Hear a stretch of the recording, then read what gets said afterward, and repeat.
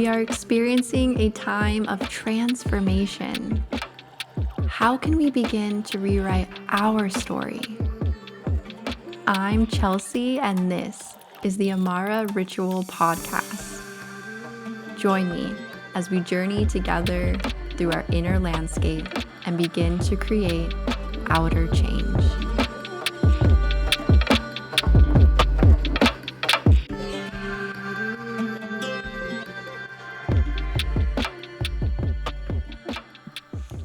Hi, everyone, and welcome back to the Amara Ritual Podcast. Woo! Oh my gosh.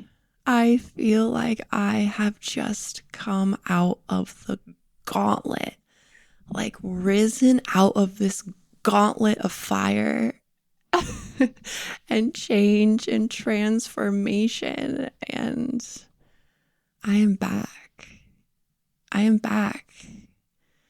You know, it's the first time that I've recorded in 3 months. It's the first time that I've put out a podcast episode that I've even felt the energy or inspiration. It's back, right?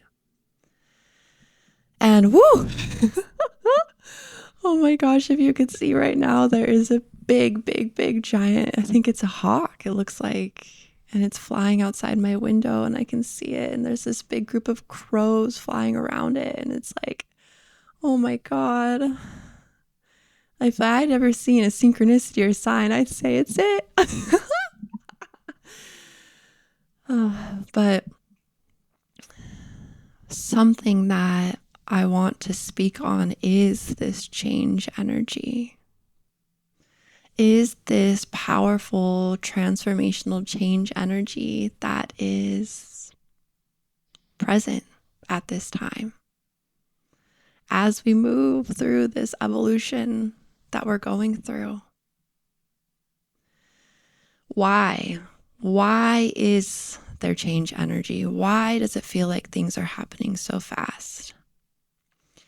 And how, amidst these changes, can we harness our inner power? Can we learn to flow with the change rather than resisting it? And why is change so necessary and part of the process, right? Like, why? Why are so many of us moving through these initiations and rites of passage? Why? And a little backstory on my experience. As I was creating this podcast, as I was building my business, I felt so much of this birthing and creation energy in the spring. I just felt, it's funny. I felt almost at times this, like, I would see this image of me with like this, like, pregnant stomach. And it essentially, to me, symbolized I was birthing my dreams. I was birthing this new chapter in my life. And little did I know that I was actually about to become pregnant. And it was one of the most transformative experiences of my life. I felt so connected to my body. I felt so connected to being a woman and life. And I was so excited for what this new chapter had in store. And I thought, okay, maybe I'm just emanating so much of this creation energy that it's coming through in multiple aspects. Maybe it's time to create life at the same time. Okay, let's do this. But then I was met with this experience of love and loss as I faced a miscarriage. And at the time, it rocked me. And it was a complete transformation from the inside out. The first sign that I knew something was wrong was I felt so emotional one day, and I woke up and I couldn't stop crying, and I thought, something's not right. And I looked at my partner at the time, and he's like, what's going on? And I said, I feel like I'm dying from the inside out. And literally, once we found out the news that I was miscarrying, I was. And sometimes change can feel that way. Sometimes these dark nights of the soul, or these ego deaths that we experience as we go through this transformational process, this path of remembrance, this evolution that we're going through, it feels like we are dying from the inside out. And there are no other words, I think, to truly describe it. And I was at a low. I was at a real low. I couldn't get out of bed to make food. I couldn't move. I was experiencing what I experience as postpartum depression, as my hormones were recalibrating. My spirit and my soul was recalibrating. And through this healing process, I really had to go into the depths and feel it all, and not try to ignore it or run from it or transmute it or change it. I knew that I had to feel every dose of it. And in that healing, I got sick. I got COVID. And just when I thought, I think it can only go up from here, things will get better. Maybe I jinxed it. Oh gosh, it's funny. I can laugh about it now. Just when I thought that it could only get better from here, right? The initiations kept coming. And my partner and I broke up. And I had discovered some deception and truth in my partnership that in the end, I had to part ways. And so here I am. I remember lying in bed. I'm like, wow, I'm going through this miscarriage. I'm sick. My partner and I have just broken up. What is this theme of love and loss? What is this initiation showing me? And I feel like often we have two options in life. We can choose to play the victim and ask ourselves, why is this happening to me? Why me? Why me? Or we can choose to ask, why is this happening for me? What is this teaching me? What is this showing me? How can I grow and expand from this experience? And it's interesting because I could literally feel my spirit and my soul. It was like I was in survival mode. And one day I get this call from Ralph. He's my old meditation teacher. He's so great. He's this elder, and he has such a fascinating life story. He was in the Vietnam War, and then he became a monk, and now he's a counselor and a therapist and teaches meditation. And he called me and he said, girl, you came through. You came through my awareness. And he said, I was told to check up on you. And this is a man who's so connected. And it makes me emotional thinking about it because, we're not meant to do it alone. When we're in those moments, it is important to ask for help. It is important to receive help. And it is important to be seen and acknowledged where we're at. Woof. And Ralph said, when these moments happen, no one's immune to change. But when these experiences happen, what we can do, what can we do? We can remember our tools. We can remember our power. And we can reconnect to ourselves. And we can make it out. And you can make it out of this. And it's like That simple message. It was all I needed to hear. And it was almost like my higher self trying to snap me out of it. And I said, yeah, if anyone knows that, that's me. I am the alchemist. We are the alchemist, right? And I know that we can turn lead into gold. So I started reconnecting to myself every day in baby steps. Baby steps. I started with just waking up early and making myself food. Baby steps. And once I felt that I was nourishing my body, I would start to dance again. I would start to move again. I would start to be with my friends again. That was the really healing. Community, movement, nourishment, the simple basics. It was truly this act of releasing and becoming at the exact same time. And this cycle of death and rebirth. It was like this phoenix rising from the ashes, and the synchronicities and the signs and the opportunities that started coming in. It was like, wait a second, I am moving through this huge alchemical transformation. And yes, in that moment when I was so down, I knew it was all happening for a reason. I knew that this was part of my grander story. Maybe I couldn't see it yet, but I just knew. And it wasn't until I reclaimed that power that I knew this is why.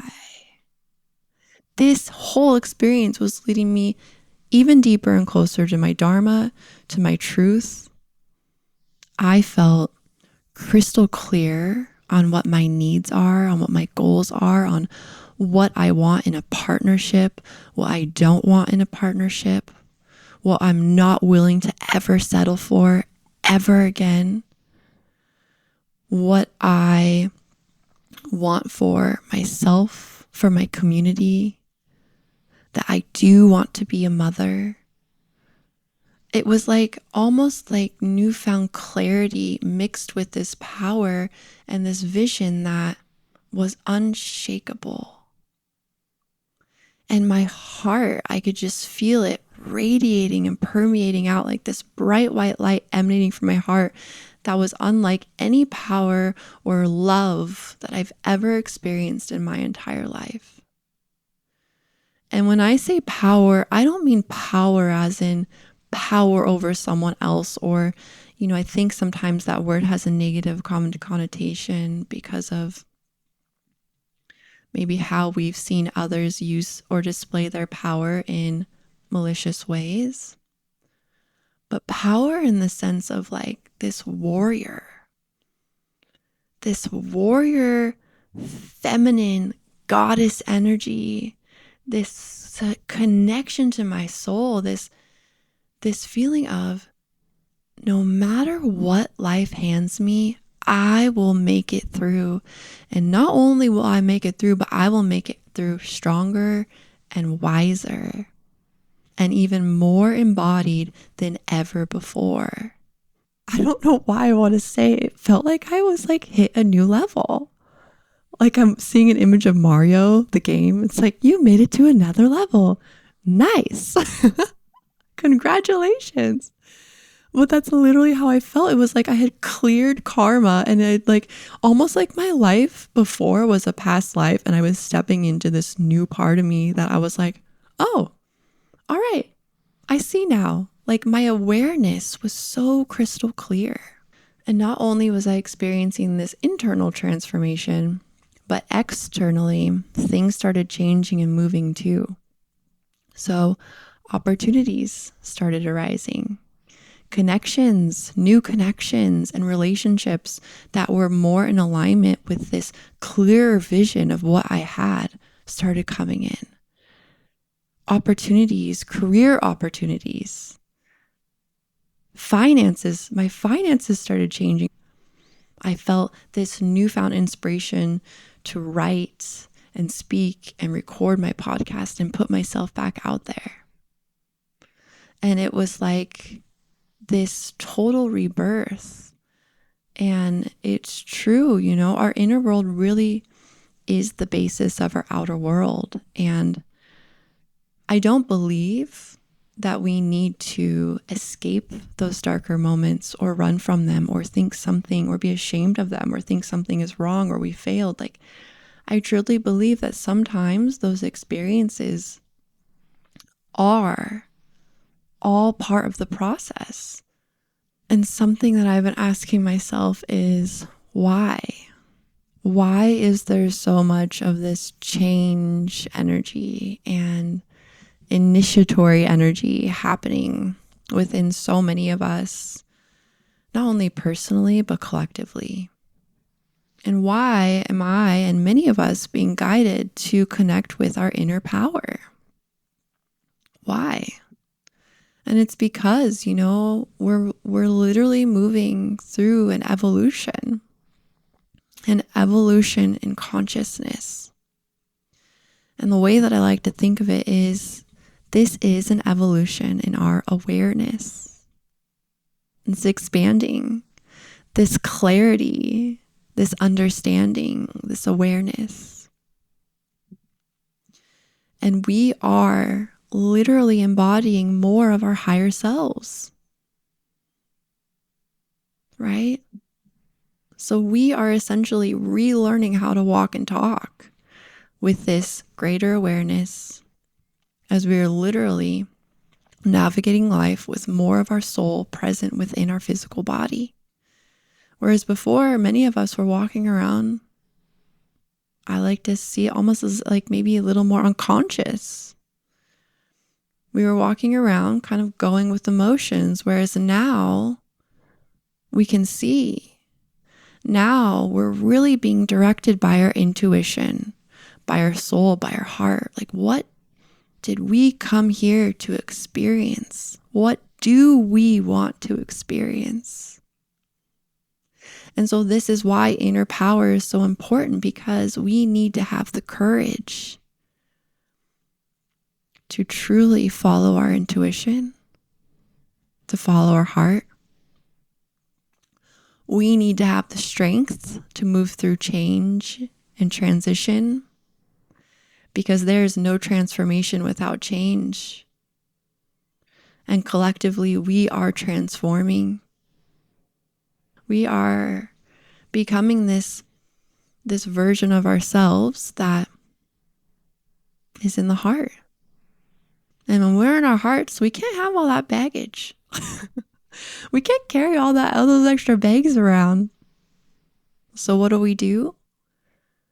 We have to go through those bags and we have to unpack and we have to put those clothes away or donate them or get rid of them or set them on fire. I don't know. But we can't carry with us everything that we've been holding on to. So it's true that some of these initiatory experiences will come up for many of us. And it doesn't have to be bad. It can be beautiful, right? An initiatory experience can be having a baby, right? Maybe falling in love. It doesn't have to look a certain way, but it's a change. It's a transformation. And all of these patterns are coming up to be seen and faced, all of these fears, in order for us to connect with our true selves, in order for us to connect with our purpose.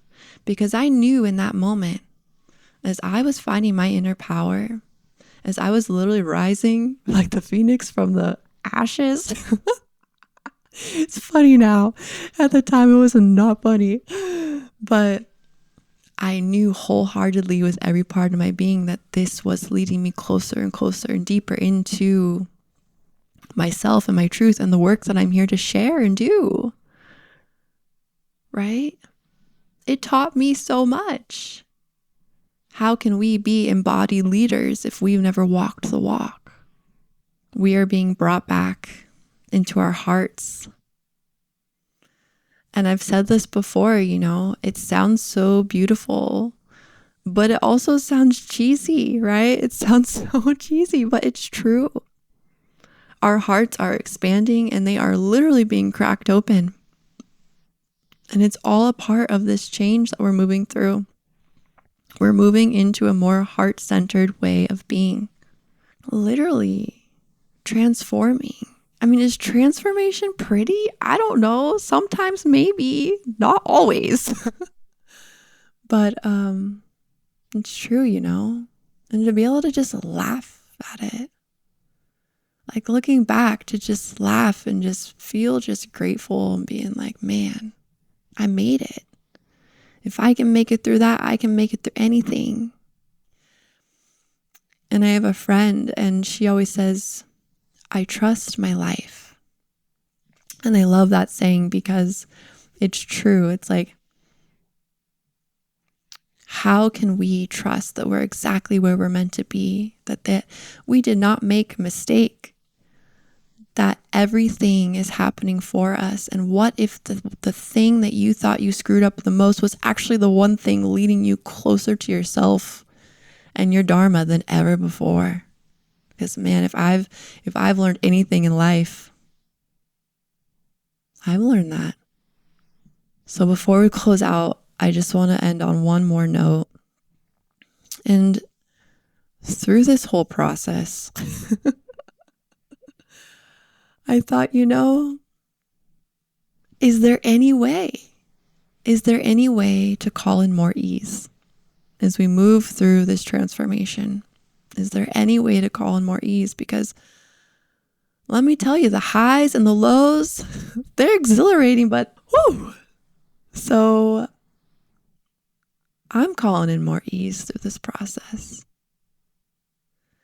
And I invite you all to explore that and see, like, can we call in more ease and grace and ride these waves of change rather than resisting or playing the victim or feeling like it's happening to us rather than for us.